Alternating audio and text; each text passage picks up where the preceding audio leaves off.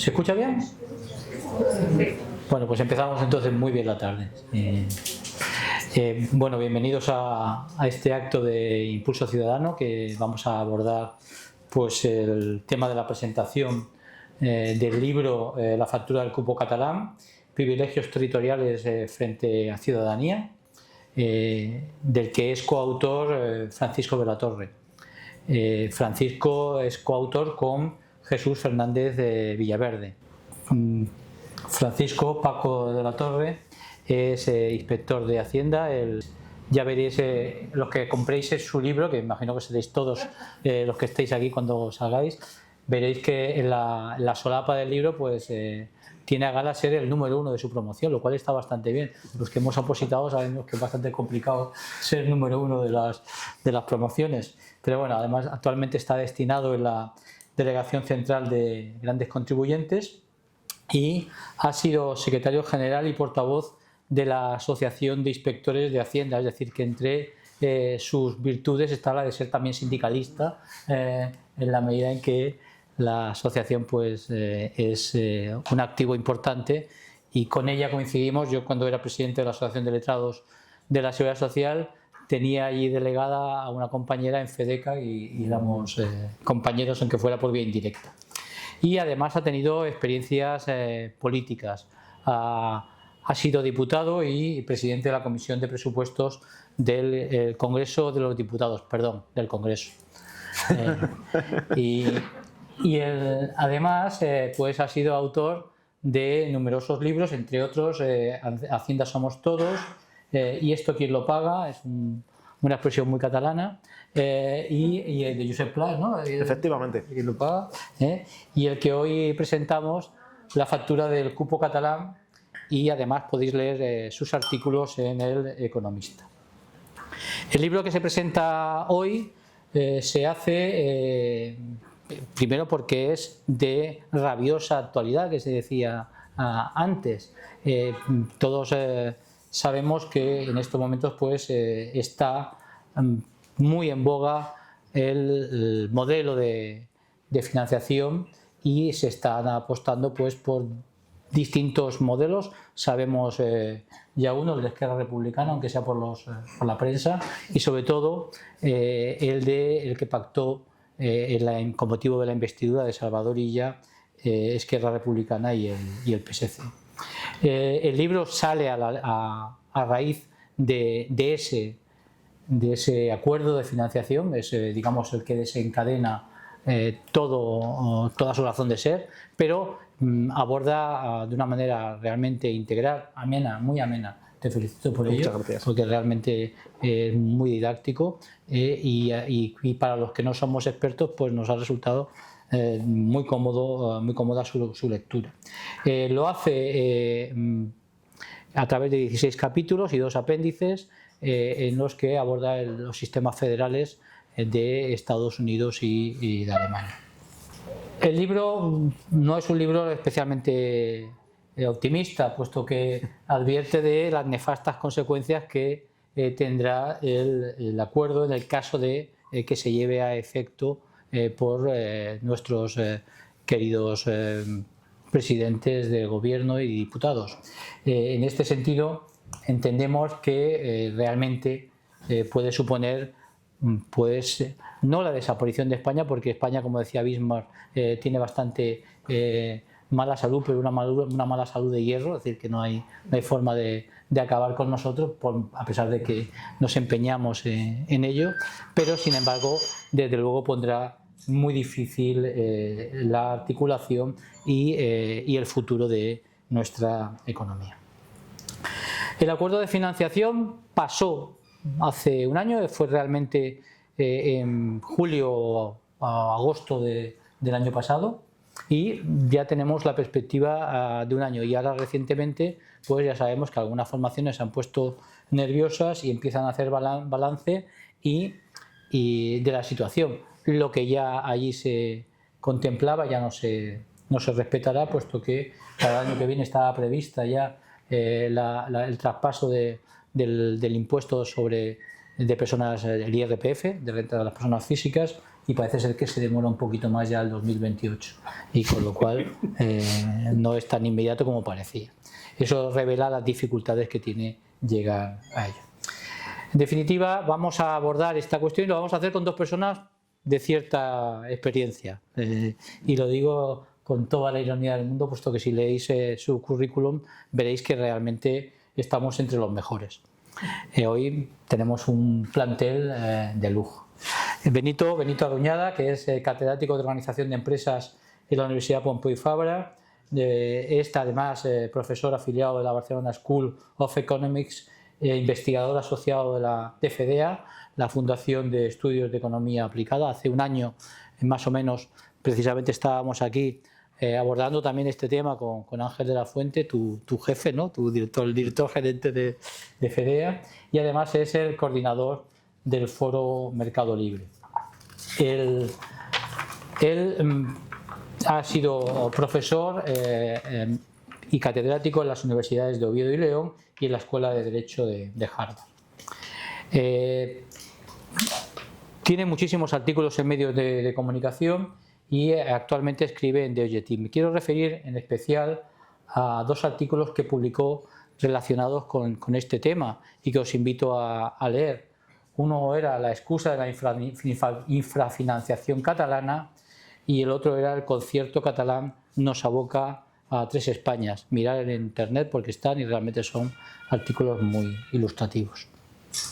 Nuestro otro ponente, también de gran valía y también colega de Benito, en tanto que es catedrático de Derecho Financiero y Tributario de la Universidad de Barcelona. Los que hemos estudiado Derecho sabemos que es una de las asignaturas más áridas de la carrera y tiene mucho mérito no solamente estudiarlo, sino además ser catedrático, porque, lo cual refleja que es un hombre de una gran voluntad. Al igual que Benito, si entráis en el Dialnet y empezáis a mirar sus obras, tanto en revistas especializadas como en libros, pues pasaréis varios días porque me ha costado, ya me cansé al final, digo, no puede ser tanto. ¿De dónde han sacado tanto tiempo? En todo caso, sí que se puede ver algunos de sus artículos en un blog bastante interesante, Fiscal Blog, que es pues muy ameno también, según los días, y en él participa con asiduidad. Él, que se reconoce como un apasionado de la docencia y de la investigación, dice que en este blog transfiere sus inquietudes tributarias. Pues bien, una de esas inquietudes queda clara que es la financiación autonómica y precisamente al acuerdo entre el PSC y Esquerra Republicana de Cataluña sobre financiación singular le dedicó una pieza memorable en ese blog al poco tiempo de ser publicado, por cierto, en el que te cita a ti de una manera bastante expansiva.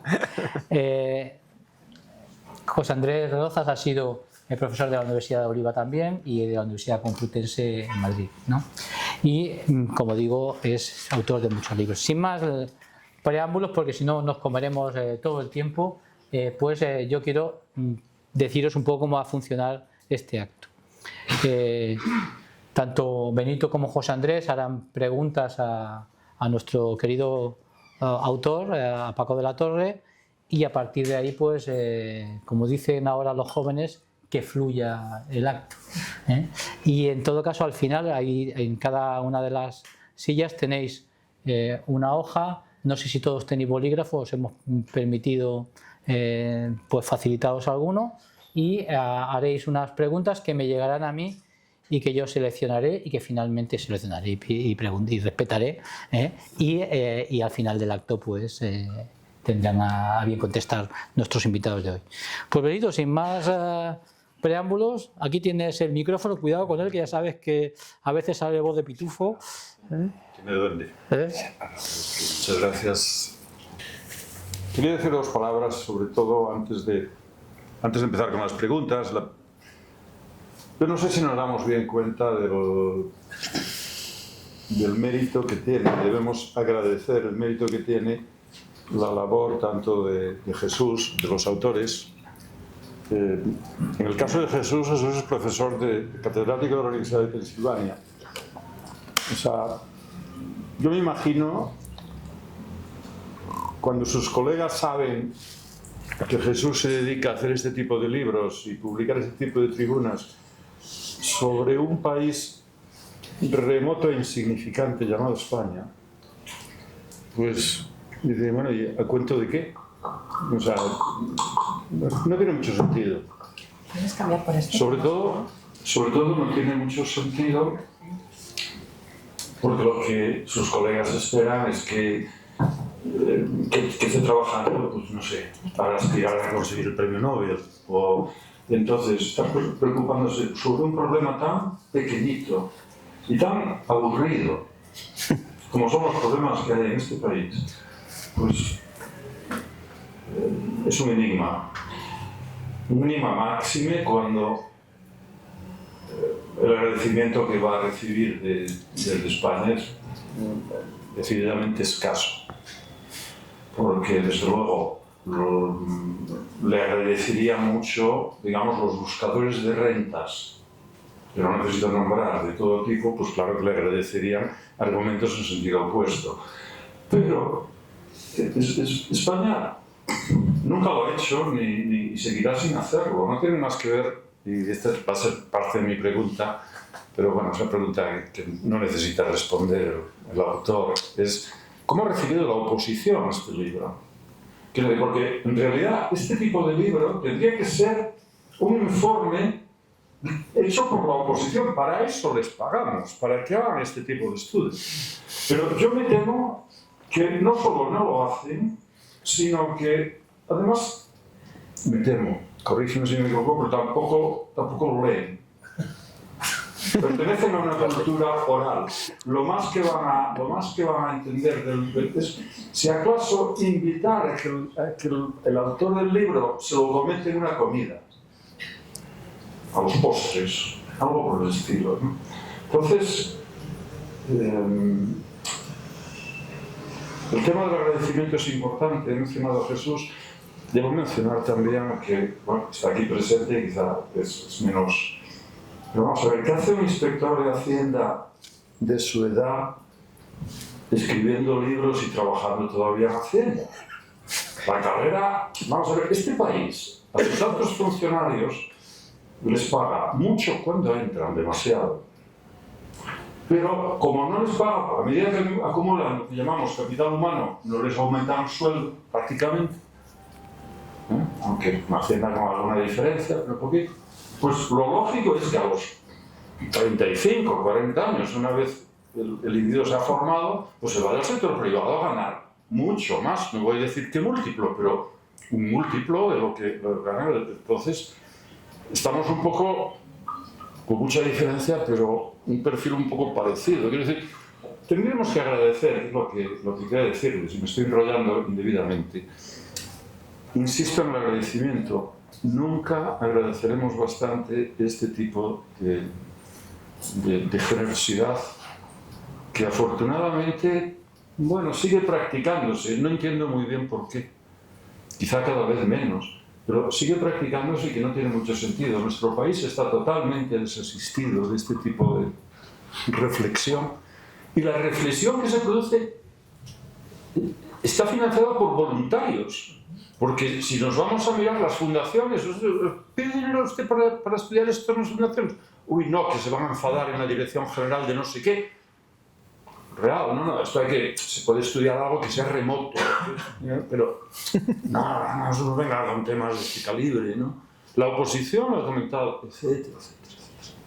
Entonces, tenemos un problema muy grave que nos afecta a todos.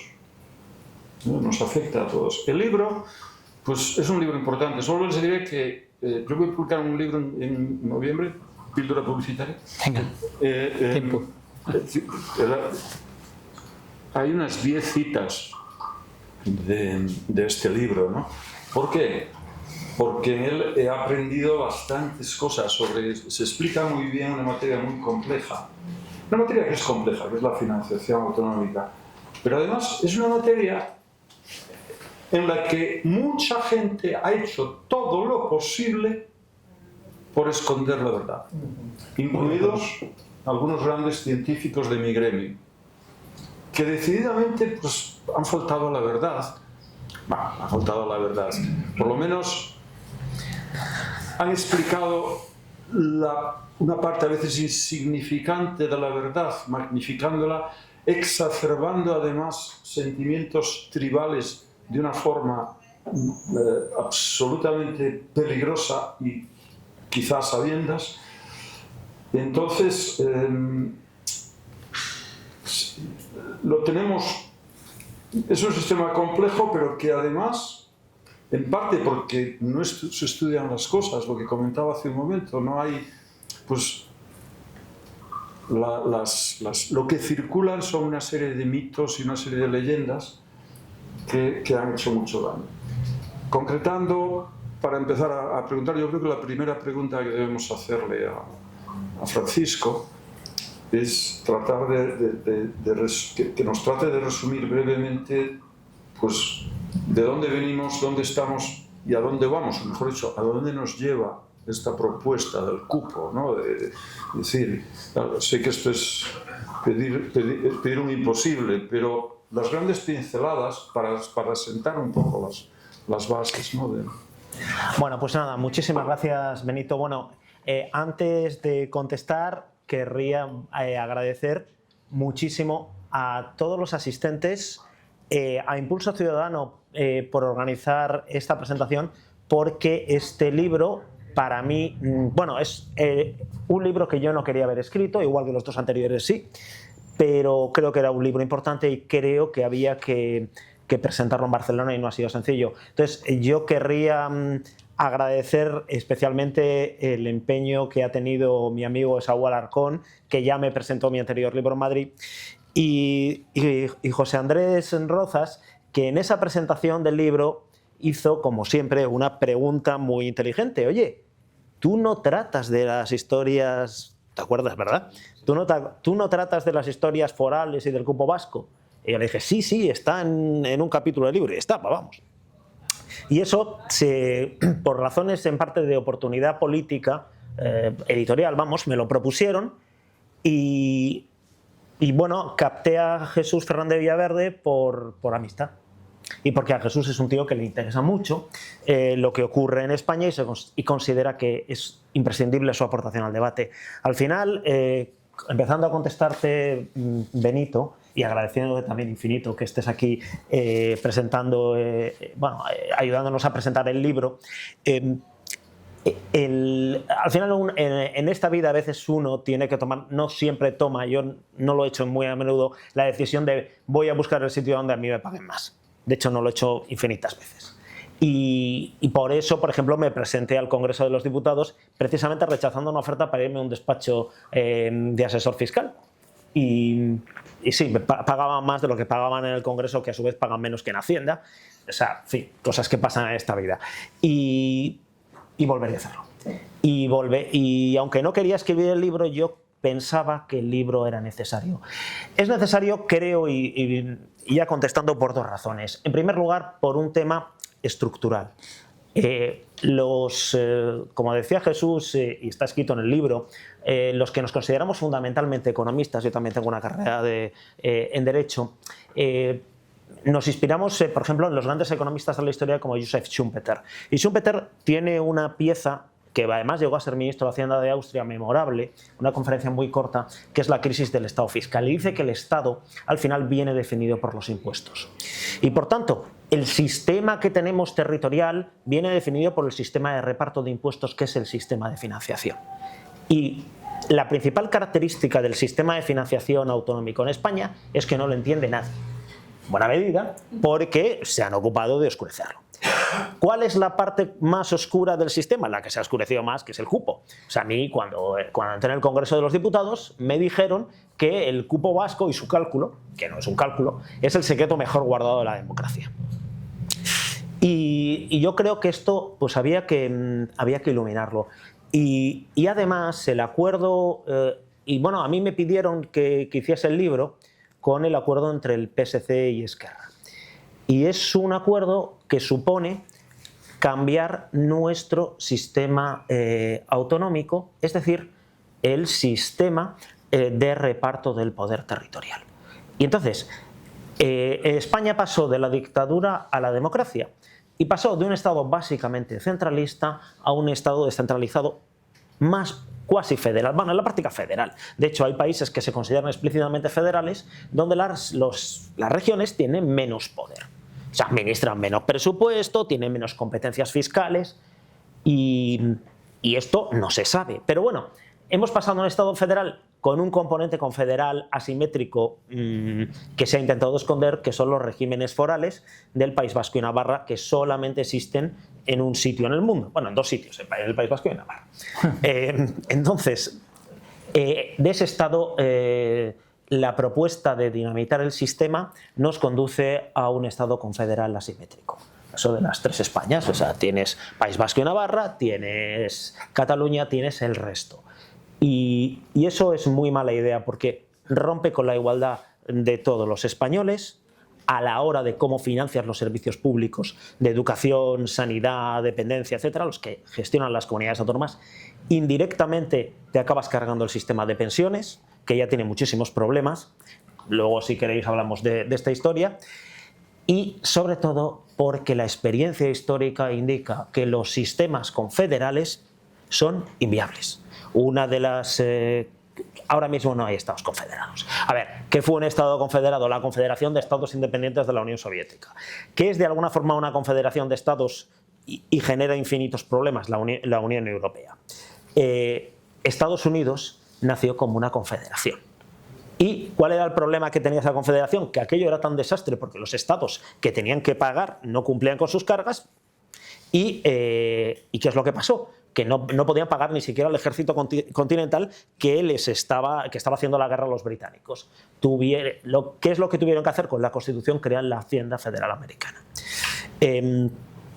Aquí, bueno, pues tenemos el riesgo de que vayamos hacia un Estado fallido e inviable o hacia un sistema de diversas categorías de españoles, no por nada, sino por el lugar en donde residan.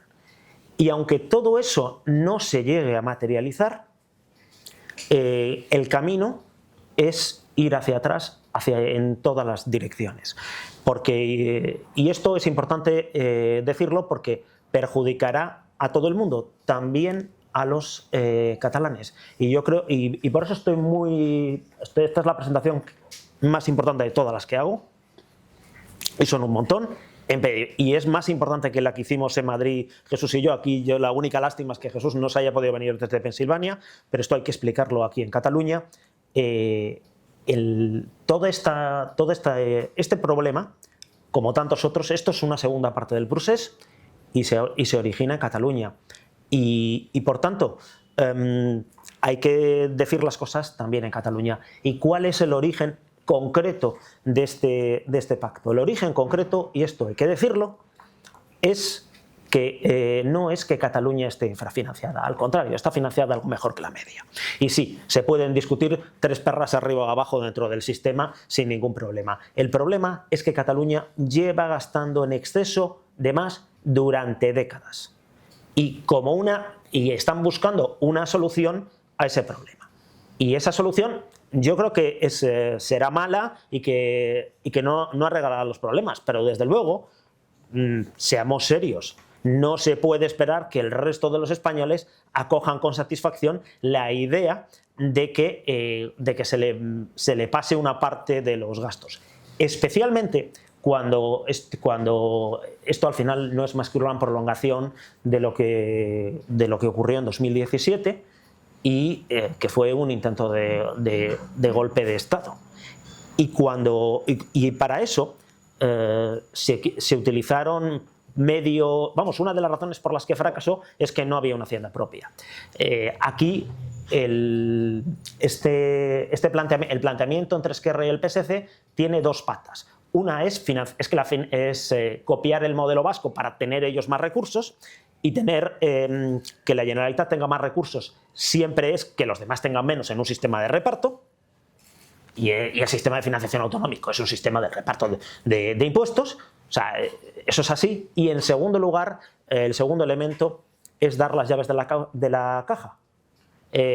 Como decía en una frase muy gráfica Artur Mas, volem les claus de la Plaza Letamendi. Yo que he trabajado varios años en la Plaza Letamendi, sé que se refieren al control de la recaudación de impuestos. Tampoco hace falta haber trabajado allí para saberlo. Y hombre, a ver, dar ese instrumento después de la exhibición de lealtad institucional de 2017 es una pésima idea. Ya concluyo con una última cosa. Para mi sorpresa, yo conozco a una lista importante de dirigentes del Partido Popular que se han leído el libro, me han encontrado erratas, o sea, literalmente, y además lo presume públicamente. Por ejemplo, el secretario de Hacienda, que es Juan Bravo. O sea que sí es verdad que por lo menos sí que se han tomado el trabajo. No sé si debían haberlo escrito ellos, pero eso... Bueno, yo lo escribí porque pensé que si no lo hacíamos Jesús y yo, pues no lo iba a hacer otro. Pero bueno, a lo mejor tú no lo hubieses podido hacer, no sé.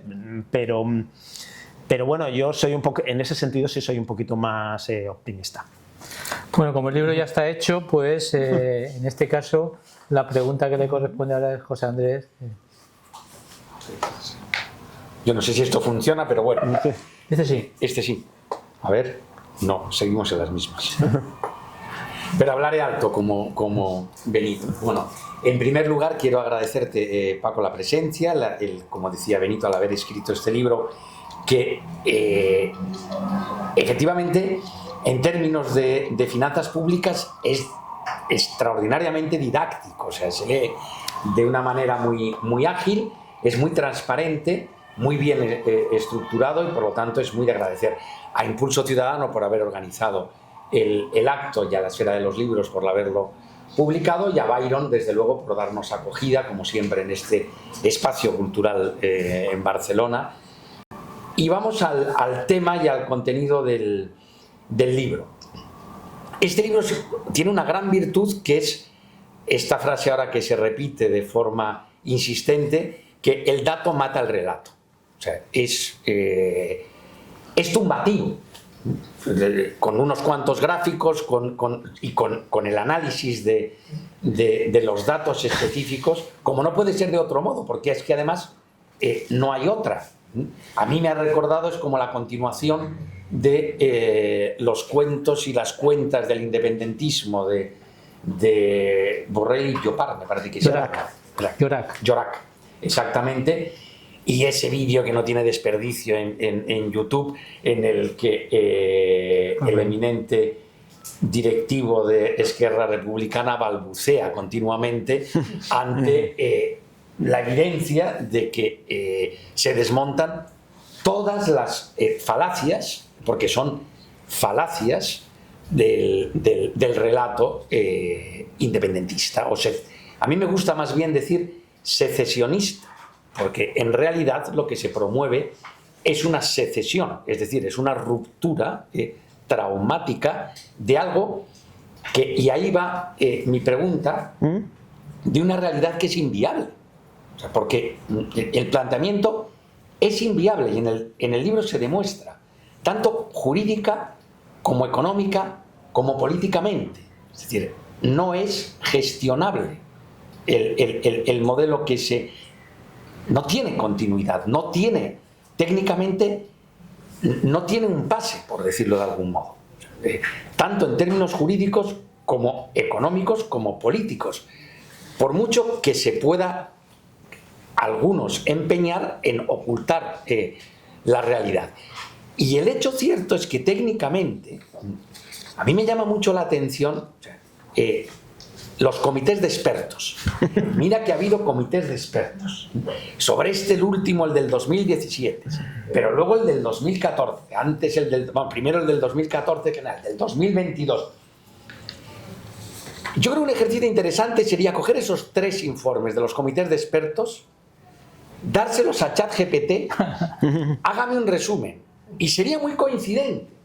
Entonces, toda la gente que sabe mínimamente sobre esto dice lo mismo, que es exactamente lo contrario de lo que se propone en el pacto de Esquerra con el PSC. Entonces, ahí viene, y eso además está clarísimo desde hace mucho tiempo. haces el análisis histórico que está muy bien trazado y a mí me ha recordado, supongo que no lo citas, pero supongo que lo conocerás, el de las claves de la financiación autonómica de José Víctor Sevilla. Es un libro antiguo, pero es un libro extraordinario que describe muy bien por qué y cómo hemos llegado hasta aquí y por qué se diseñó así el sistema. Entonces mi pregunta va por ahí, es decir, ¿por qué en una presentación que hiciste hace poco en Hay Derecho, Juan Ignacio Moreno daba una batería de argumentos constitucionales evidenciando que no tiene encaje constitucional el planteamiento que se hace? Sí.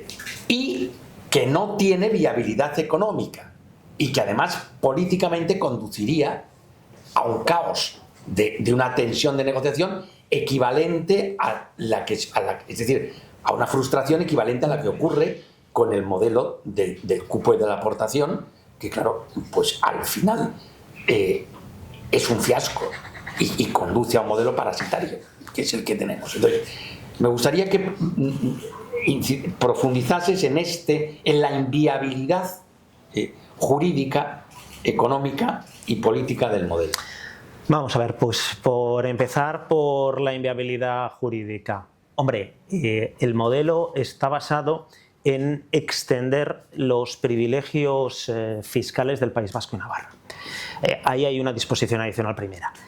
Esta disposición adicional primera ha sido objeto de una interpretación brutalmente extensiva y ahí tenemos el origen de muchos problemas. Al final, esto, si no tienes una habilitación en ningún sitio, teóricamente es claramente inconstitucional en muchos aspectos, pero y desde luego no hay votos para cambiar la Constitución para llegar a este punto. ¿Cuál es el problema de todo esto? Pues el problema acaba siendo el de los hechos consumados. Es decir, tú vas haciendo determinadas cosas que están fuera de límites y al final nos vamos acostumbrando. Y a mí eso aunque esto es inviable jurídicamente, es un tema que me preocupa. Y me preocupa porque, bueno, hoy no vamos a entrar sobre el prestigio que tiene el actual Tribunal Constitucional. Y que algunas cosas que claramente todo el mundo pensaba que eran inconstitucionales, como la amnistía, pues chico, de repente te encuentras un día con que sí son constitucionales. Entonces, claro, eso te da cierto miedo, pero incluso la trayectoria histórica del constitucional del concierto y el convenio, pues en algunos temas es literalmente sorprendente. Es decir, le reconoces derechos históricos de lo que venían gestionando en el primer concierto de la democracia, que venían gestionando básicamente los antecedentes del impuesto sobre la renta y el impuesto de sociedades, la fiscalidad directa. Y ahora en el primer concierto de la democracia prohíbes los impuestos especiales, que se cedan. Y entonces se quedan en el Estado. Pero oye, unos años después, Aznar en este caso necesita los votos del PNV, se le ceden los impuestos especiales, se conciertan. Y al final tú dices, vamos a ver, oiga, que han reconocido los derechos históricos de los territorios forales. Entonces, oiga, ¿y qué derecho histórico existía a gestionar la tasa Google en 2020? Pues oye, está concertada la tasa Google. Entonces esto, tienes...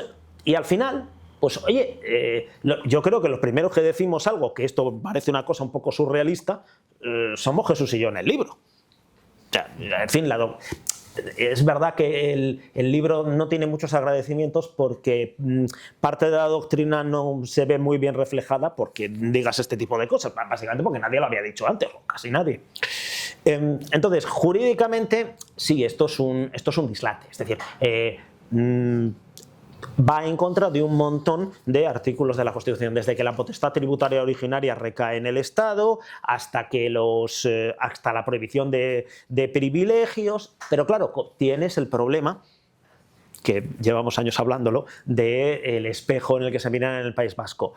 Económicamente, es que al final la razón de origen de todo esto es económica. Oiga, que como decía Artur Mas en 2014, cuando se inicia todo esto, yo quiero un sistema, el pacto fiscal le llamaban entonces, que me dé los mismos resultados que el concierto económico vasco. Esto tiene, aparte de la cuestión constitucional, tiene un problema.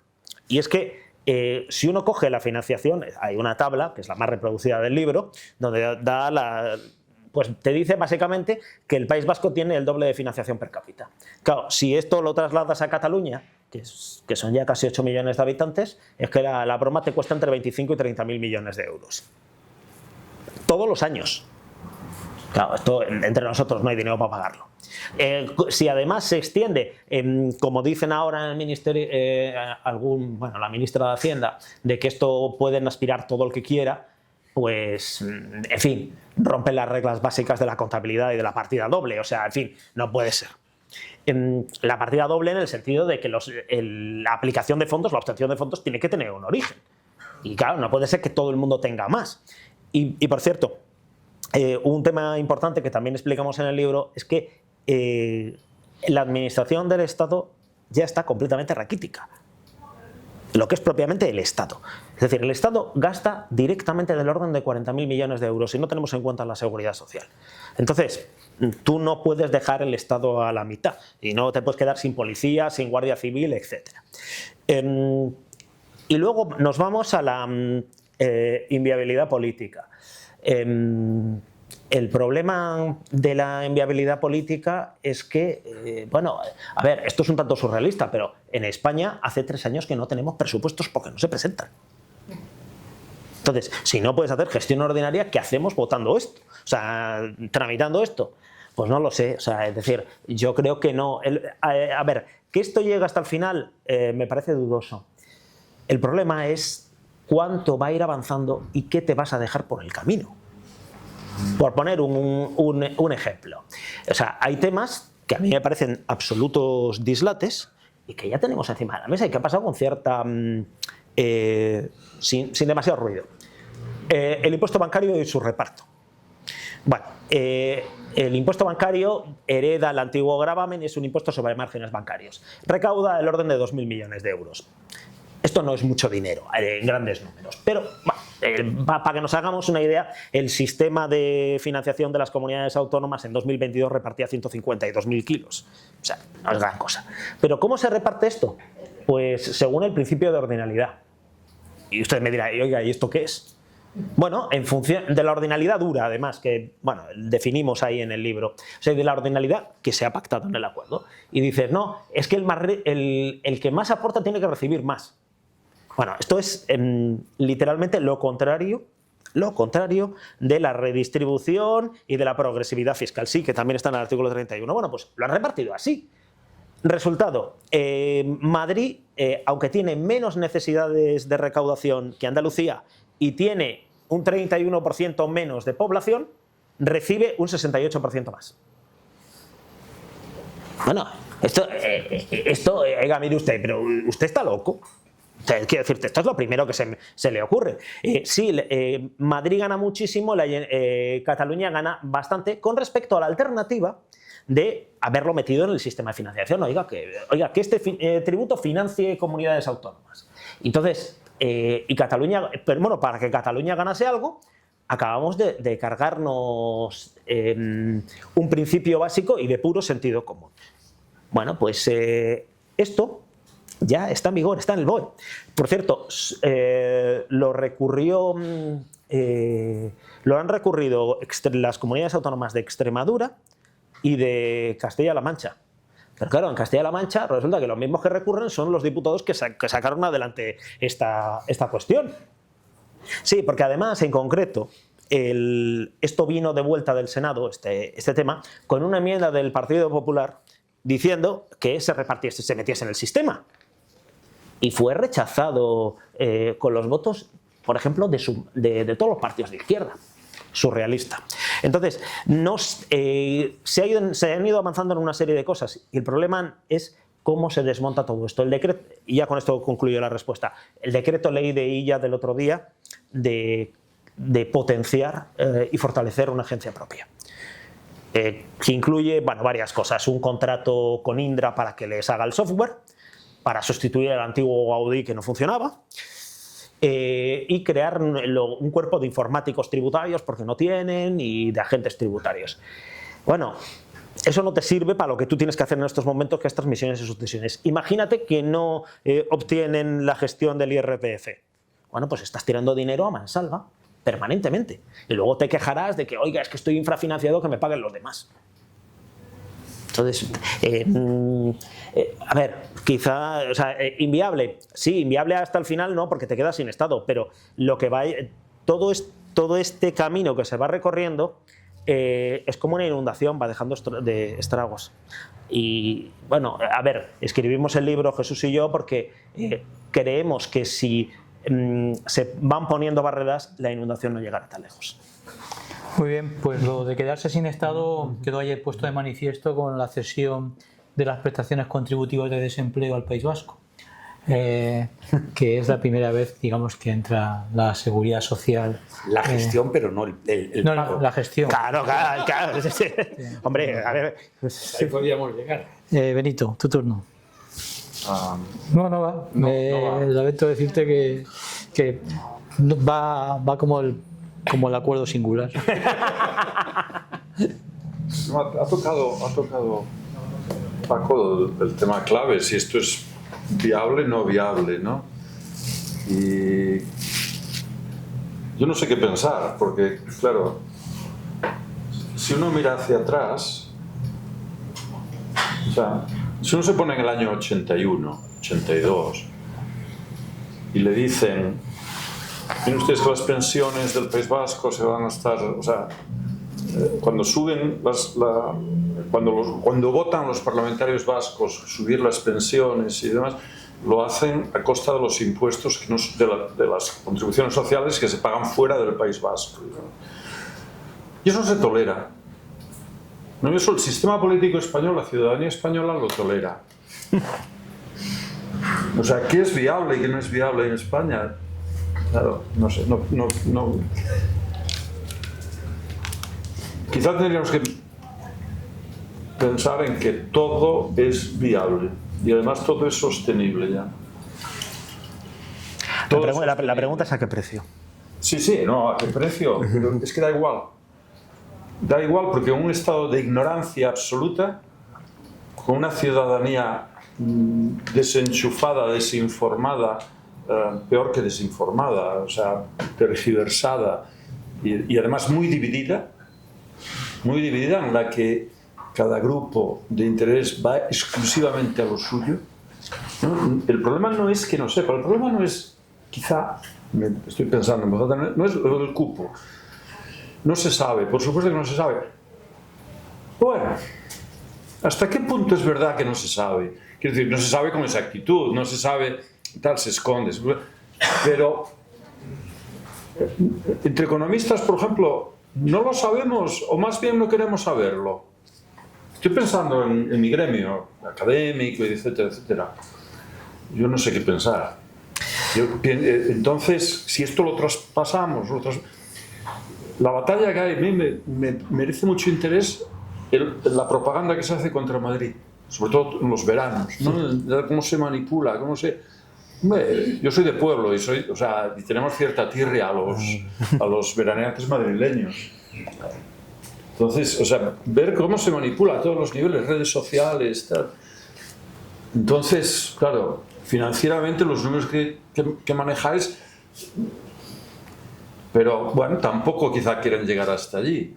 Y el caso es que mientras tanto, pues ella sigue contratando, no sé, inspectores de Hacienda, con lo cual el proceso se hace irreversible, porque esos captadores de rentas son la fuerza de choque de las reformas futuras. No sé qué puedes decirnos sobre este tipo sobre la dinámica, que es la dinámica de siempre de Pujol, del salchichón, pero endemoniada, o sea, hecha de forma mucho más viciosa, porque crea unos mecanismos en los que todo el mundo está interesado.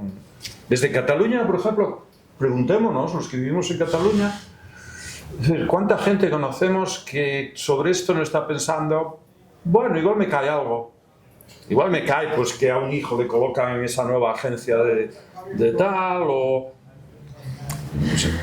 Bueno, vamos a ver. A ver, yo en el tema de las dinámicas, quiero intentar ser un poquito optimista. En el sentido de que hace unos años, o sea, se sabía muchísimo menos y que ha habido gente cambiando de opinión. Mira, te puedo contar una anécdota. Yo escribo en El Economista y estoy en el consejo editorial y compartí el consejo durante una temporada con el ya fallecido Juan Velarde Fuertes, que es uno de los grandes catedráticos, en fin, ya le dio clase a mi padre y tal, que en paz descanse también, pues uno de los grandes catedráticos. Y la única, como está escrito, se puede poner, la única crítica, discusión que tuvimos, vamos, se publicaron 2 artículos, es que estaba en contra de la locura que estaba haciendo Ciudadanos, que básicamente la estaba haciendo yo, que era oponerse al cupo vasco. De hecho, en 2017, cuando nos encontramos, en fin, ese día haciendo política, que llegaba la ley del concierto y la ley de cupo, no había antecedentes, te llega en blanco y todo el mundo votaba que sí. Pero vamos, ahí están los registros. Bueno, cogimos el tema y decidimos que no solamente íbamos a votar en contra, sino que hicimos una enmienda a la totalidad, con nulo éxito.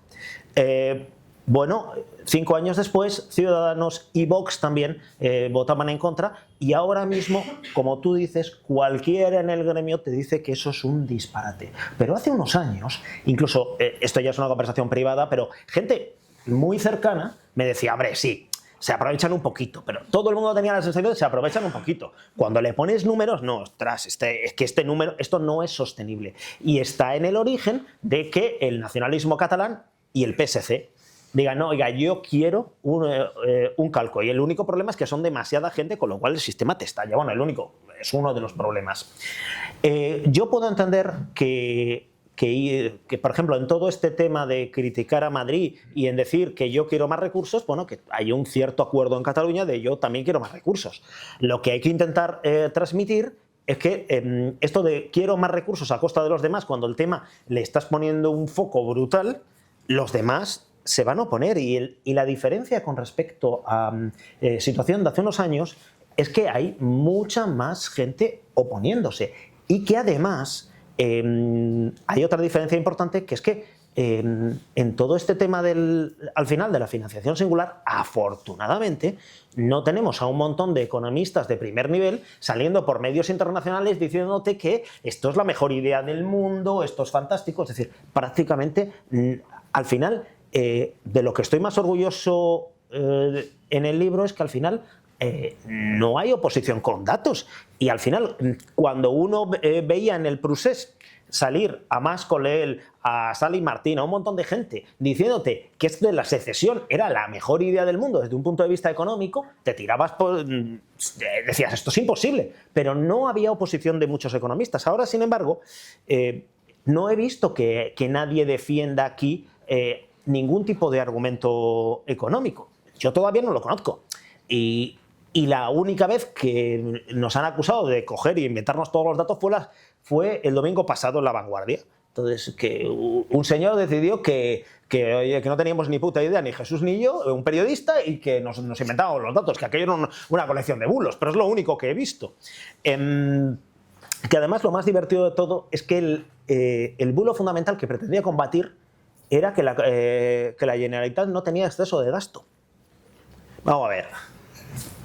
Quiero decir, otro que necesitan lecciones elementales de contabilidad.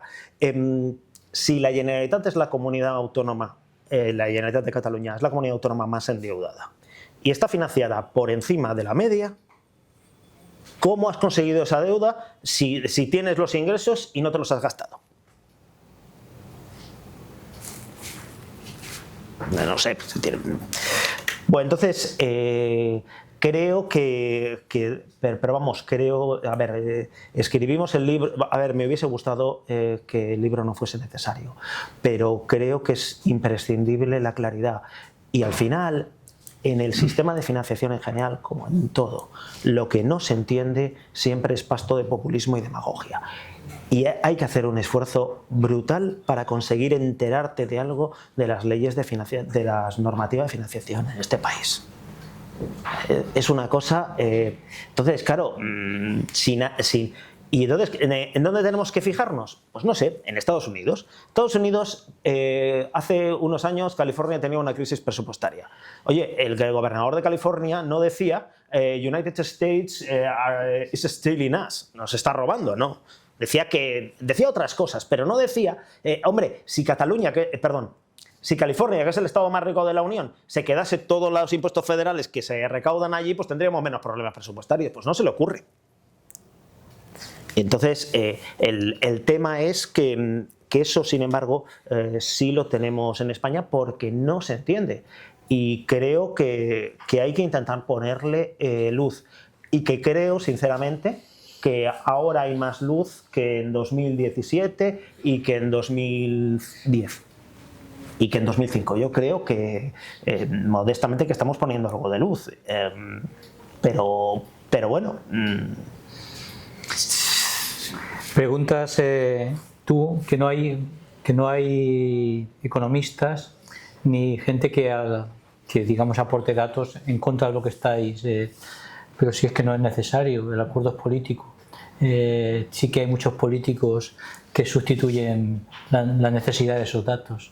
El acuerdo es claramente, ya saben perfectamente el contenido que tiene ese acuerdo, pero el tema es que políticamente es muy rentable para determinadas personas y determinadas formaciones en España hacer este tipo de manifestaciones.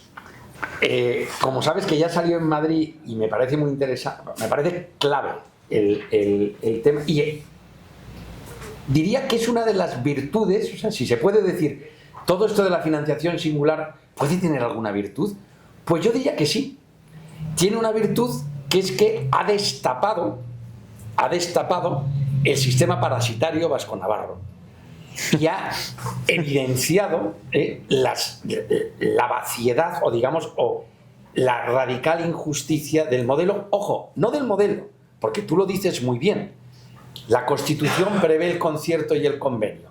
Y además eso, sabes que se lo dije así a la viceconsejera de Hacienda del País Vasco, que se quedó un poco desconcertada. Yo no discuto, como Velarde, no discuto la constitucionalidad del modelo de concierto y convenio, y es más, se ha ganado con derechos de sangre durante siglos y por lo tanto no creo que sea buena idea reabrir. Ahora, lo que sí discuto es el modelo efectivo de traducción, es decir, lo que sí discuto, y ahí va mi pregunta, es, y tú eres letrado de la Seguridad Social, o sea, hoy en día no se puede, y es curioso como ya han dejado de hablar de las balanzas fiscales, pero claro, ya no se puede hablar de balanzas fiscales sin introducir en la cuenta las cuentas de la Seguridad Social.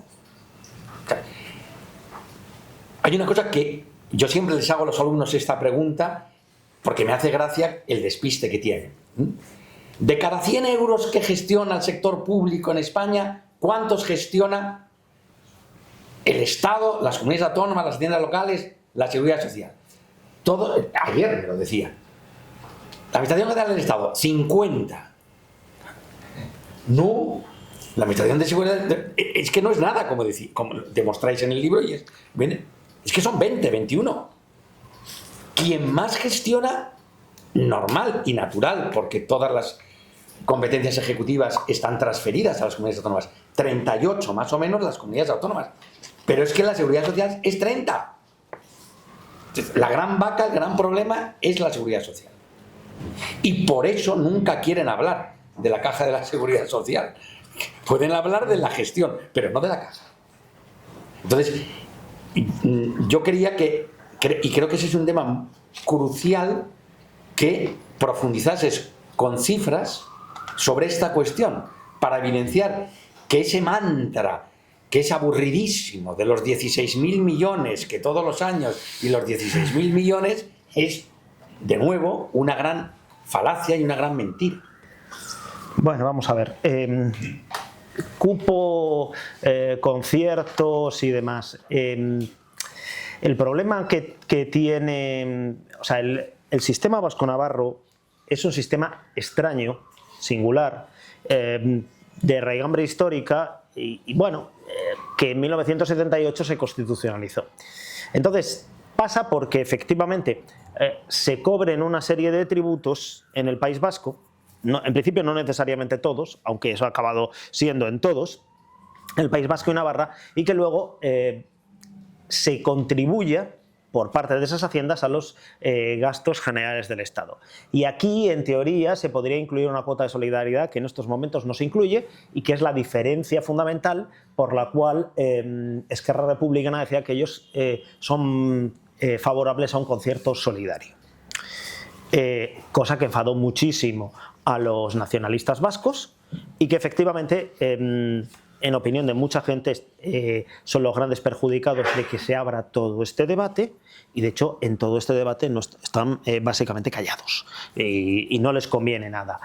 No les conviene porque si se llegase hasta el final sus privilegios acabarían siendo tocados, y tampoco les conviene porque al final todo el mundo los está visualizando y entran en el debate público.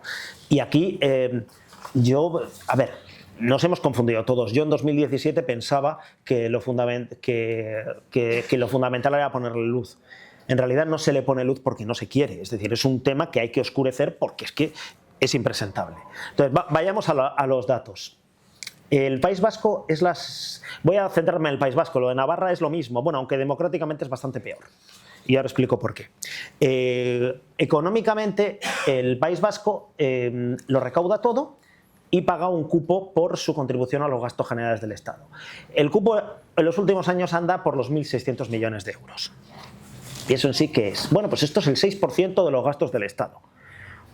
Teóricamente, el 6,27. Bueno, pues uno coge 1.600, lo multiplica por 16 y te salen algo así como unos 25.000 millones y tal. O sea, es menos dinero que el gasto financiero del Estado. O sea, no da ni para pagar los intereses. Es decir, si tú esto lo extiendes, este numerito, no te da para pagar los intereses. Somos más ricos. O sea, esto está mal calculado. Es bastante evidente. Pero lo peor de esta historia, o el tamaño del privilegio, es muy superior porque hay un ajuste todos los años que es el ajuste de IVA. Esto me he intentado explicarlo 100 veces, está explicado ahí en el libro, nadie lo entiende. O sea, pero para entendernos, ellos recaudan todo el IVA, pero además desde el resto de España la agencia tributaria les transfiere IVA. ¿Cuánto dinero? Pues yo creo que las últimas cifras estaban alrededor de los 2.800 millones. O sea, tú aportas 1.600 y yo te doy 2.800. El cupo sale negativo. O sea, esto se puede explicar más técnicamente, pero en fin, y habría alguna gente aquí que lo entendería rápidamente porque, bueno, en fin, aquí hay compañeros inspectores de Hacienda que les agradezco mucho que estén aquí, pero, en fin, por no complicarnos el tema. Al final, una parte del IVA se lo damos. Básicamente porque cuando en 1986 España entró en la Comunidad Europea, en la Unión Europea, teníamos la exigencia de implantar el IVA. Y no había derechos históricos sobre el IVA, porque el anterior impuesto, el Impuesto General de Tráfico de Empresas, no lo gestionaban las diputaciones forales. Pero a ver quién era el guapo que en los años de plomo de ETA montaba una administración tributaria en el País Vasco. Decidieron no montarla. Y entonces se lo encargaron a las haciendas forales que no conseguían cobrar. Y entonces empezaron a transferirles el dinero. Y ahora, ¿qué es lo que tienen allí? Por cierto, muchísimo más fraude.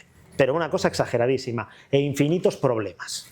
Pero bueno, está en el libro. O sea, no lo voy a contar todo porque si no, no se lo compran. Entonces, bueno, esta es una parte de la historia, pero la parte del león es la historia de la seguridad social. Ahora, una parte de los gastos la seguridad, tenemos un problema con las pensiones espeluznante. En general, tenemos un problema con los costes del envejecimiento. Y esto hay que tratarlo en el libro.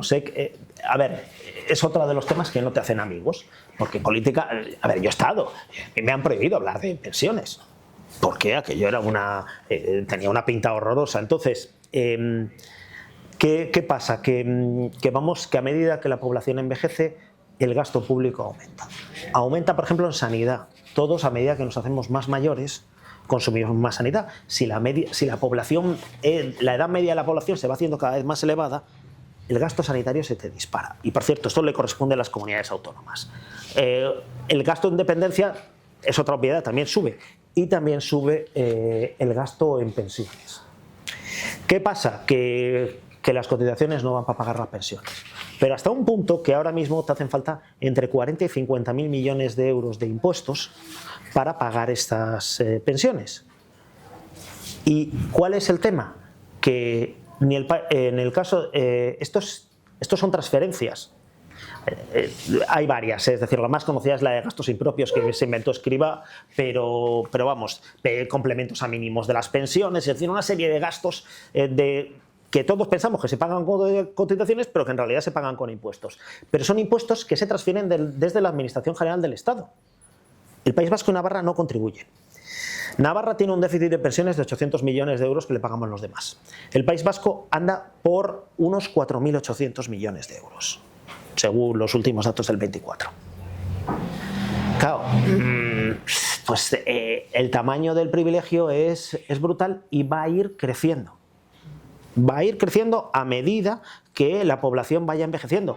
Y los que llevan la delantera en falta de natalidad en España están en el País Vasco. Hasta ahora eran muy partidarios de recibir inmigrantes. Ahora pues ha habido un cambio de criterio así últimamente y ahora nadie es partidario de recibir inmigrantes. Bueno, cosas que pasan en esta vida. ¿Cuál es el resultado de todo esto?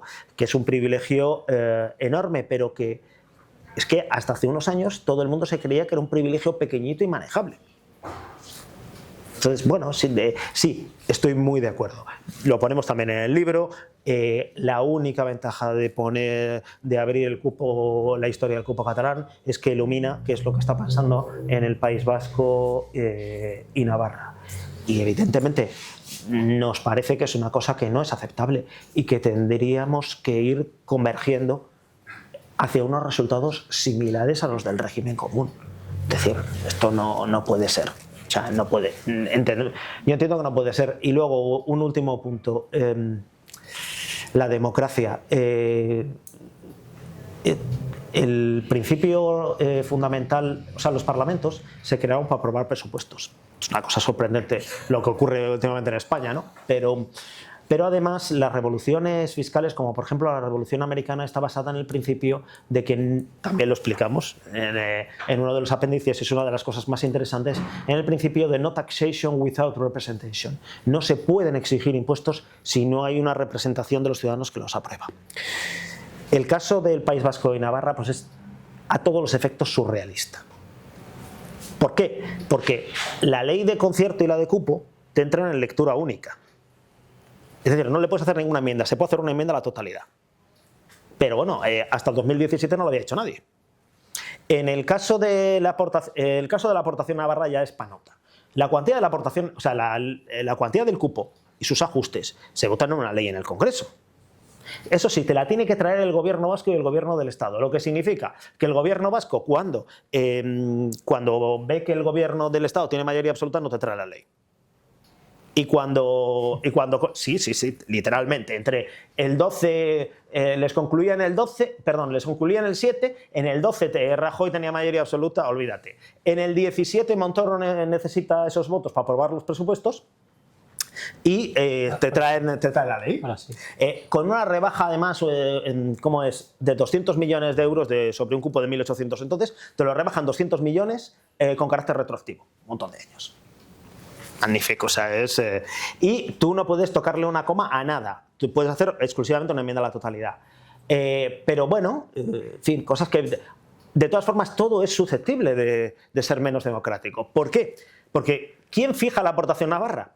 Pues la Comisión Mixta del Convenio Económico. ¿Pasa eso por el Congreso, por el Senado, por algún sitio? No. Bueno, eso sí, últimamente, desde hace unos años la publican, antes ni lo publicaban. A ver,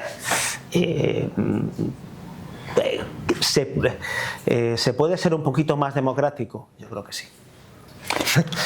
Bueno, después de esta muestra de opacidad política, parece que pues toca el turno de las preguntas que habéis hecho, que hay muchas.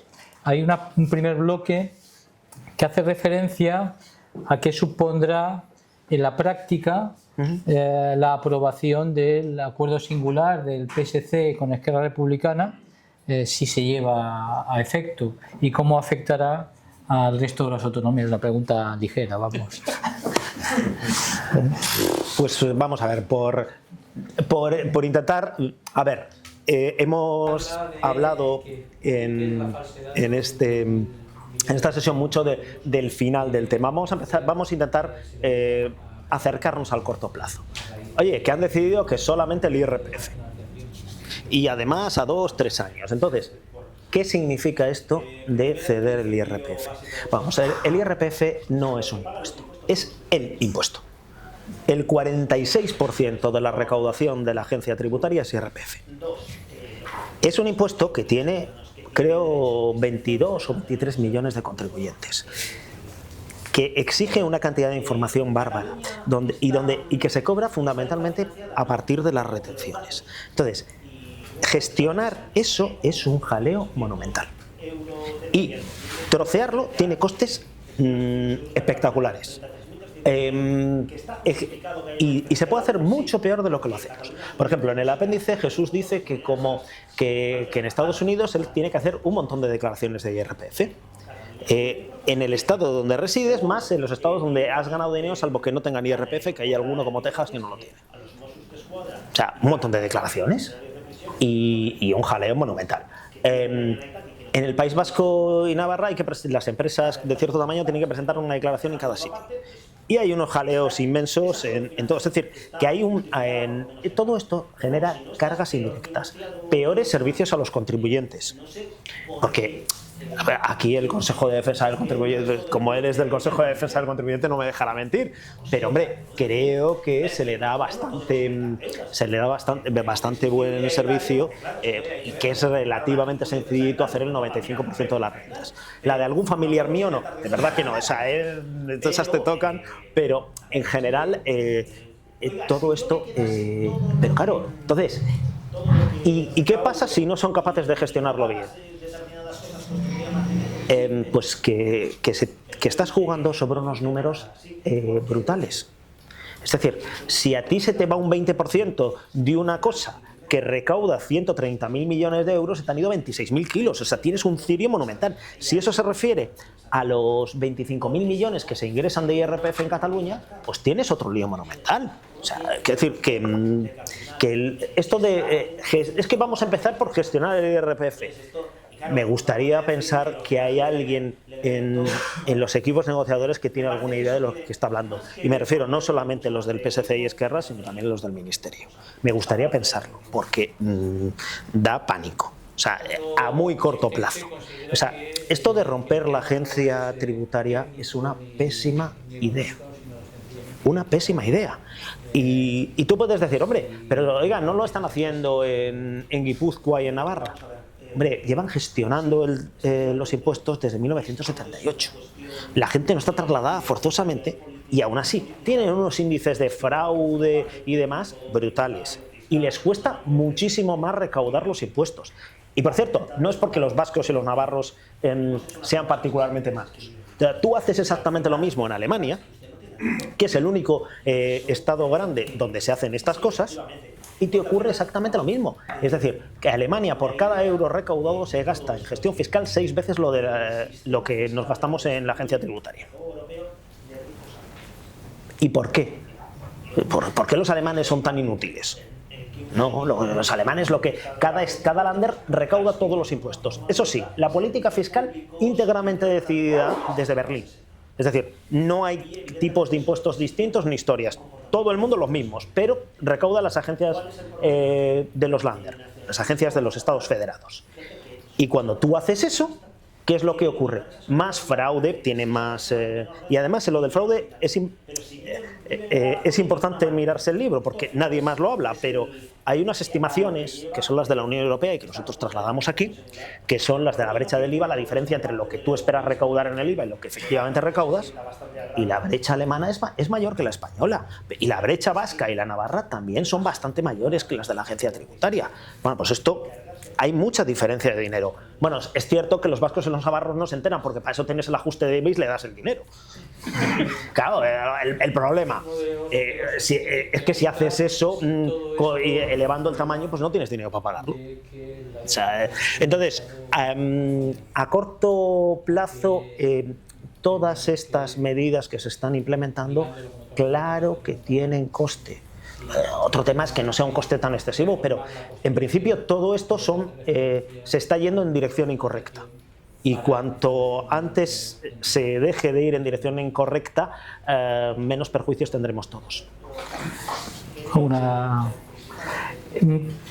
Ante tu explicación, ¿alguien ha previsto ya tu optimismo y ha dicho si en el caso de que el despropósito se lleve a efecto, ¿es reversible o ya esto no tiene solución? Me alegro de que me hagas esa pregunta. No, te lo ha hecho alguien de aquí que ya... Sí. A ver, es una pregunta muy relevante.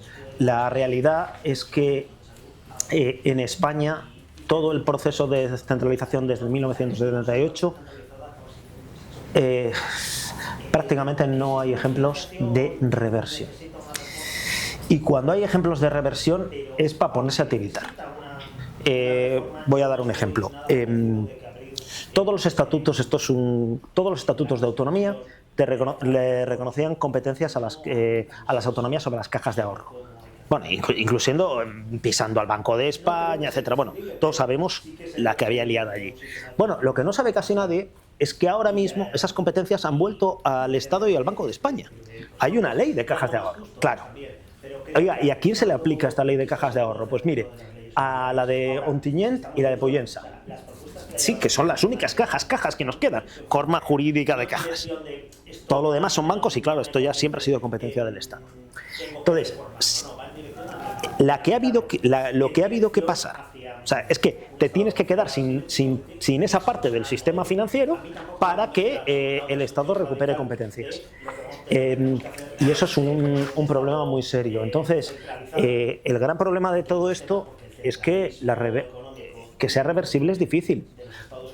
Un ejemplo, toda la nueva agencia tributaria de Illa, imagínense cómo podría ocurrir que finalmente no se les cede el IRPF. Pues el tío, a los que han contratado en la nueva agencia tributaria, pues ahí seguirán. Los funcionarios seguirán estando allí, no se sabe muy bien qué harán. Y por supuesto, Indra va a facturar hasta el último euro a la Generalitat por la creación de un sistema informático que no serviría para nada. ¿Esto es reversible? No. Y a ver, este es el típico caso cuando te hablan de duplicidades y gasto superfluo. Esto es volver a pagar a un montón de gente para que intente hacer de forma distinta algo que además es imposible hacerlo tan bien como se hace de forma centralizada, por concepto.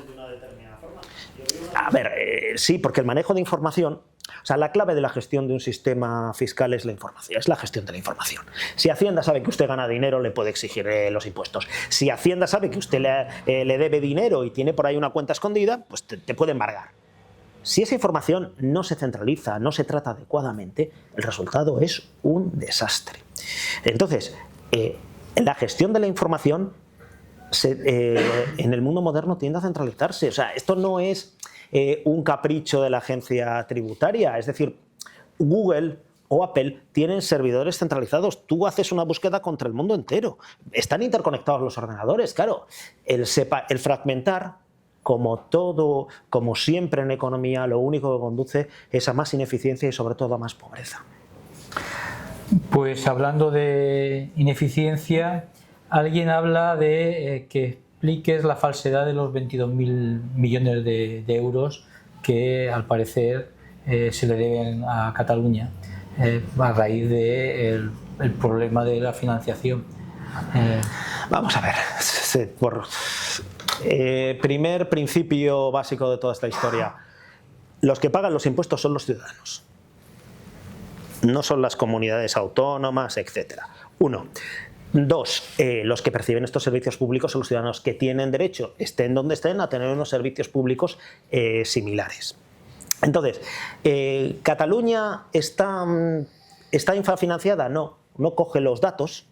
Y yo creo que nos salían como unos 3.800 euros de media en 2022 frente a 3.800 euros per cápita frente a 3.300 de media. ¿Que está justificado que haya una diferencia al alza? Sí, porque Cataluña ha subido impuestos y las subidas de impuestos las comunidades se las quedan. Igual que las bajadas van a costa de su presupuesto. Entonces, Cataluña ha subido impuestos, tiene más dinero. Segundo, tiene también otra diferencia, es que a los Mossos d'Esquadra y a los funcionarios de prisiones que tiene la Generalitat y que no tienen otras comunidades autónomas también hay que pagarlos. Otra pregunta es cuánto les pagas, pero bueno, dejando eso aparte, pues esa sobrefinanciación está justificada por lo menos en parte. Pero vamos, si no estás peor financiado que los demás, no sé por qué ¿por qué el resto del mundo te debe a ti dinero? No lo sé, o sea, en fin, a ver, que todos nos podemos inventar deudas, es decir, podemos exigirle a Italia, porque claro, es que hay que ver que cuando llegaron aquí Julio César y tal, explotaron las minas de la Bética y tal, pero nos podemos inventar deudas con quien queramos. Pero, a ver, es que, oiga, si yo me quedase todo lo que recaudo y no pagase determinadas cosas, pues tendría más dinero, sí, pero es que no funciona nada así, porque de hecho, incluso en un club confederal como es la Unión Europea, al final el primer contribuyente neto, claramente con muchísima diferencia, es Alemania, y a Alemania claro que le sale rentable, porque si no, no tendría mercados. Entonces, uno tiene que ser consciente de que al final estar dentro de un Estado, claro que te crea riqueza. Entonces, y claro, uno puede decir que los demás le deben todo. Bueno, bien, me parece que eso tiene, más que de economía, tiene mucho más de egoísmo y de nacionalismo que cualquier otra cosa. Esta falacia de los 22.000 millones. Otro asistente considera que el tema no es técnico ni económico, sino sencillamente identitario. Si compartes esa tesis o no. Vamos a ver, sí, esencialmente esto es una cuestión identitaria y política vestida bajo un ropaje técnico, tributario, fiscal, económico, etc. Y para intentar desmontarlo, hemos hecho unas cuantas cosas, entre ellas escribir el libro. Es decir, al final, oiga, es que usted no tiene razón. Y eso creo que sí, efectivamente. Porque al final, vamos a ver, la idea en todo esto es que el sistema fiscal redistribuye, mejor o peor, de ricos a pobres. Es decir, yo que soy más rico que un señor que está debajo de un puente, pues acabo transfiriendo de una forma o de otra servicios públicos y renta directamente a ese señor. Y evidentemente eso exige un comportamiento de cierta solidaridad. ¿Cuál es el problema? Que el nacionalismo catalán y gente que supuestamente no es nacionalista quiere limitar esa solidaridad a que si esa persona de menos renta vive en Hospitalet, pero si vive en Badajoz de ninguna manera. Esto al final es a lo que lleva esta propuesta de financiación singular. El problema que tiene todo esto, aparte del egoísmo y de que el de Badajoz se sienta bastante agraviado, es que de paso te cargas la estructura fiscal de un Estado. Y cargarse la estructura fiscal de un Estado son palabras mayores. Eso no es gratis. Uno de los asistentes pregunta si todo esto es un problema de que la descentralización del Estado ha fallado y que tendríamos que, ligándolo con otra pregunta que hace otro compañero, si tendríamos que reformar la Constitución en lo que hace referencia al modelo de financiación para establecer un modelo claro dentro de la Constitución. Vamos a ver, por partes. Creo que el principal defecto como llevo todo el rato repitiendo, del sistema de financiación es que no se entiende, por tanto, clarificarlo es una cuestión esencial. Pero, con todo, yo creo que la descentralización en España es básicamente una historia de éxito más que de fracaso. Es decir, ha permitido crecimiento económico, permite que todos los días las escuelas, los hospitales, los centros de salud abran. Y permite mejor gestión. O sea, la gestión absolutamente centralizada acaba siendo un desastre. ¿El sistema de financiación necesita una reforma? Necesita una reforma. Pero aunque necesita una reforma, yo no estoy nada convencido de que abrir la Constitución merezca la pena, porque no hay un consenso sobre cómo hay que hacerlo, no lo hay en absoluto. No creo que sea imprescindible, pero sí que sería preferible tener un sistema de financiación más claro. Y evidentemente pues no lo es. ¿Y algo más justo? Pues también. Pero creo que ajustando, que esto se puede hacer dentro de las leyes ordinarias. Ahora, estamos yendo, o sea, las propuestas que hay ahora mismo encima de la mesa van exactamente en dirección contraria. No en dirección de esto más o menos no me convence, tengo que reformarlo. No, va en dirección a dinamitarlo.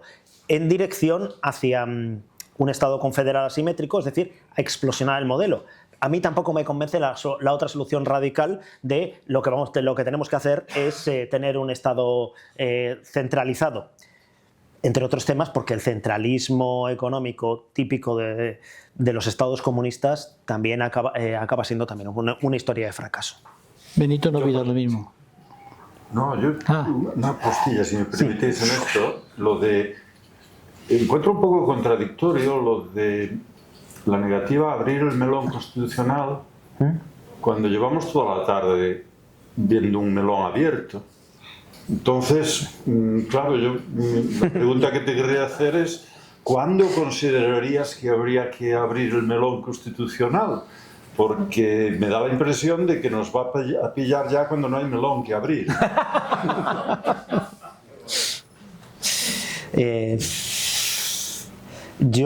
A ver, el problema es que las cosas se pueden abrir. Lo que no sé es cómo se cierra esta historia. Es decir, yo no tengo claro que la mayoría de los españoles piensen de una determinada forma. Yo veo una diversidad de opiniones brutal. Entonces, es que no sé cómo se cierra esto. Entonces, y en ese sentido, hombre, a ver, a mí hay artículos de la Constitución que me parecen mejorables, pero yo no sé cuál sería el resultado de que, por poner un ejemplo, o sea, o cuál sería la aportación a la convivencia de, por ejemplo, decir que lo que quieres hacer es suprimir la disposición adicional primera. Yo, por apuntar una línea de optimismo, en el último capítulo aportas conclusiones y propuestas de reforma relativamente sencillas, porque también habría cosas muy concretas que se podrían hacer, y que es lo que los distintos comités de expertos han venido diciendo, y que, hombre, podrían, pero en la dirección oportuna, no en la dirección contraria. Y por otra parte también, o sea, todo esto exigiría una reforma desde el punto de vista jurídico de la LOFCA, de la ley del sistema de financiación, de las leyes de cesión. Acaba de presentar una proposición de ley Esquerra. ¿Ya está? ¿Ya está? Ya está presentada, ya está presentada. ¿Pero se conoce? ¿Se conoce? Yo no la he leído, pero la han presentado. Yo he leído en prensa, tú igual, Nacho, lo sabes. He leído en prensa que la han presentado. Que la han metido ya por registro en el... Recuérdame porque estaba mirando. Una proposición de ley de Esquerra para la reforma de la LOFCA, de la ley de cesión y de la ley del sistema. Yo ayer la pedí. Así, al menos la han anunciado. Yo la pedí. Anunciada está. Ayer la pedí para preparar presentada no está. Yo diría que no, pero no te lo sé decir. Pero me es igual. Incluso si la presenta, me parece absolutamente imprevisible que se llegase a aprobar. O sea, bueno, me dejaría pasmado, pero con la que hay montada, por decirlo de algún modo, en definitiva, aquí lo que se está haciendo es estirar el chicle. Es curioso, a mí sobre todo lo que me dejó muy sorprendido es decir lo del 28. O sea, no, esto lo haremos en el 2028, pero bueno, a ver, que de aquí al 2028 van a pasar unas cuantas cosas. Van a pasar unas cuantas cosas. Entonces, desde el punto de vista operativo, es un poco estrafalario, por decirlo de algún modo. Sí. Para concluir, dos preguntas, digamos que extrañas. Una es de un compañero muy curioso que quiere saber qué votó el PP en el tema del principio de ordinariedad en el impuesto sobre la banca. Vamos a ver, pues mira, el Partido Popular lo que hizo fue en el Senado decidir con bastante, en mi opinión, con bastante buen criterio, que aunque el impuesto sobre la banca, que es muy discutible y tal, no les gustaba, que solamente iban a hacer una enmienda para que esto no se repartiese según el principio de ordinalidad, sino que se metiese como un ingreso más en el sistema de financiación y lo repartes como el resto de impuestos. Y lógicamente, como tenía mayoría absoluta en el Senado, con sus votos, que yo sepa, con sus exclusivos votos, salió aprobada. El Congreso no lo ratificó porque se volvieron a quedar solos. Vox votó en contra. A mí me han dicho, y me consta, que dicen que se equivocaron. Que sí, bueno, a ver, es que esto de aclararse qué estás votando no te creas tú que es tan sencillo, te lo digo por experiencia, pero vamos, el caso es... Yo creo que en este caso es cierto. Sí, yo creo que es cierto. Creo que es cierto. Yo creo que es cierto, se equivocaron. Y el resto votó a favor en una cosa completamente surrealista. Es decir, o sea, que estaban votando una cosa, muchos diputados, contraria a los intereses de sus propias regiones, y que no tenía justificación ninguna, pero entonces, ¿qué pasa? A ver, este tema es relativamente menor. Pero claro, da pánico pensar, decir, bueno, ¿y qué pasa si entra una ley de este estilo y hay una mayoría por lo que sea, porque hombre, me vas a conceder esto, me vas a conceder lo otro, y te lo encuentras ya establecido? Entonces, a ver, es curioso porque este mismo tema, esto que me preguntan, salió en la presentación en Madrid.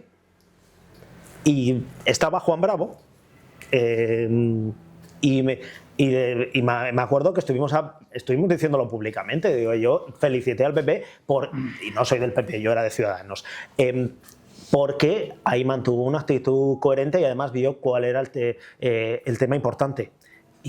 Pero vamos, quiero decirte, el PP no está haciendo campaña a favor de la ordinalidad, cosa que hay algún economista y tal cercano al PP que es partidario, pero yo creo que en este tema no están razonablemente bien orientados.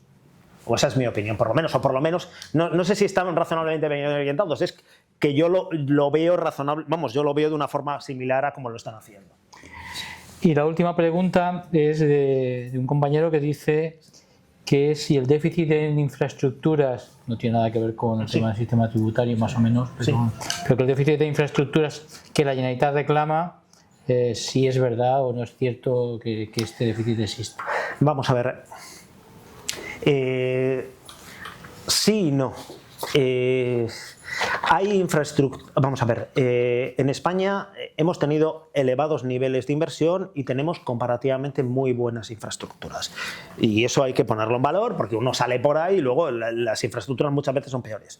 Pero es verdad que en Cataluña ha habido menos inversión en infraestructura ejecutada. O sea, planificada y en presupuestos hay más o menos lo mismo. Y finalmente se ejecuta menos. Entonces, para salir al paso, esto también lo hablamos en el libro, para salir al paso de este problema, dicen que hay que crear un consorcio de inversiones entre la Generalitat y el Estado. El problema es que, vamos a ver, es que ejecutar inversiones es otra historia y a veces no se ejecutan. Ponemos el ejemplo del aeropuerto del Prat porque es probablemente la obra más emblemática y más significativa. AENA decidió hacer la T4 y la nueva terminal del Prat. Y el resultado es que la T4, como todo el mundo sabe, está y la nueva terminal del Prat pues no está. ¿Y por qué? Bueno, pues porque apareció allí una laguna llena de ranas de alto valor ecológico. Bueno, y ha dado problemas de ejecución. Y claro, ¿esto es culpa del Estado? No, esto es culpa de los que tienen que ejecutar eso. ¿AENA es antinacionalista o no? No, el presidente de AENA, Maurici Lucena, es del PSC. No, es que, ¿qué pasa? Que hay... A ver, que al final cuando las decisiones, explicamos en 2 capítulos, uno lo que es la comparación entre Madrid y Barcelona en términos de crecimiento y en otro en el tema de la ejecución presupuestaria, vamos, de los presupuestos, del gasto, que yo creo que es importante porque todos los días hablamos de impuestos muchísimos y de gasto no habla nadie. Bueno, y aquí una parte importante del problema es de gasto. Y la ejecución presupuestaria, que es un gasto, exige muchas cosas. Entonces, parte de los problemas muchas veces son qué es lo que quiere la opinión pública. Y esto nos ocurre en todos los temas. Ocurre en los aeropuertos, nos ocurre en la vivienda. Es decir, claro, si usted no deja construir allí por razones medioambientales y no tiene más sitio donde construir, pues no construye y entonces la vivienda sube de precio porque no se oferta. Entonces, nosotros creemos que efectivamente puede haber problemas de déficit de inversiones, pero que eso se debe fundamentalmente a una cuestión de ejecución y eso no es culpa de Madrid, con T, ni de otras administraciones. Es muchas veces que cuando tienes que ejecutar no te aclaras. A ver, yo no sé, en Tarragona, por ejemplo, querían hacer ¿cómo se llama el parque este? El que está al lado. Sí, el Hard Rock Café, chicos, no se han aclarado. Y sin embargo en otros sitios consigues hacer esa inversión. Entonces, yo creo que obedece mucho más a eso. Es decir, que no es... que hay que, en todo este tipo de temas, yo creo que es importante buscarle las causas y no decir todo se arregla exigiendo más decir, el porcentaje de ejecución de la propia Generalitat también es sustancialmente más bajo que en otras regiones, en otras comunidades. Es decir, no solo la inversión del Estado en infraestructuras en Cataluña es más baja, sino que la propia Generalitat también tiene unos porcentajes de ejecución sensiblemente por debajo de otras comunidades, porque aquí hay mucho peso de un clima ideológico, pues con unas visiones delirantes en muchos aspectos, porque lo de la Ricarda en el aeropuerto del Prat no se puede llamar de otra manera que como un delirio. Ocurre también inversiones de infraestructuras de la Generalitat. Corto cinturón. Cuando yo era diputado, hablo de la prehistoria, el 2006, ya se hablaba del cuarto cinturón y había una polémica enorme sobre el cuarto cinturón, si se hacía, no se hacía, se retrasaba. En cada comisión de infraestructura se llevaba el tema del cuarto cinturón y te encontrabas la oposición de los ecologistas de Castellar, los de Sabadell, los de Tarrasa. Pero es que recuerdo en el AVE, ¿os acordáis cuando entró el AVE de Barcelona? No sabíamos si iba a entrar por Sant Cugat, por el litoral, por la calle Mallorca. La Sagrera, sí, bueno. Claro, todo esto era sí, yo vivía también en Cataluña. Pero es que llegábamos al MAT, es decir, la entrada de la línea eléctrica, la conexión con Francia, y claro, si se soterraba o no se soterraba, si iba por el aire o no de aire, manifestaciones en cada pueblo que pasaba el MAT. Claro, todo eso retrasa de una manera evidente. Claro, entonces, lo que dice Nacho y lo que dices tú. Que es prueba de... Bueno, si nos hemos alargado un poco, pero yo creo que ha sido muy interesante, ha merecido la pena. Estos 3 ponentes de hoy merecen un fuerte aplauso.